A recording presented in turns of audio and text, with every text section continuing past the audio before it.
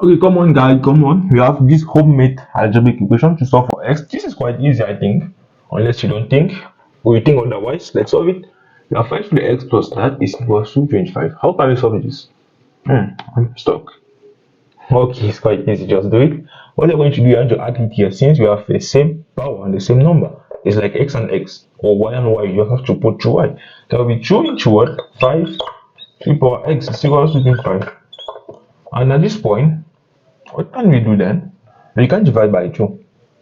Okay, because I'm planning to use logarithm to solve this question. Okay, unless you have another method, I don't know. Okay, logarithm can go be divided by this man.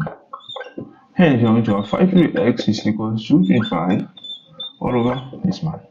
Applying ln on this side and ln on this other side, you're going to have this. We know that ln a to the power m is equal to m ln a. That's a formula, I know you know it from indices.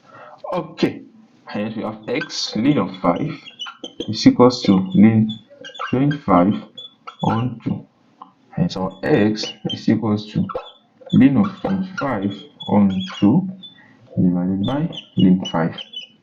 And ln a all over b is equals to ln a minus b. Hence you have ln 25 minus ln of 2 all over ln 5. Okay, that's our answer at this point. We know 25 is 5 square. You can further simplify. That will be 2 ln 5. You can just, that will be 5 square, and that is 2 ln 5. So have what? We have this one and this one divide. We have 2 minus ln 2 all over ln 5. That's typically the answer of x in this question. This one. Do you enjoy it? Subscribe then. Why will you?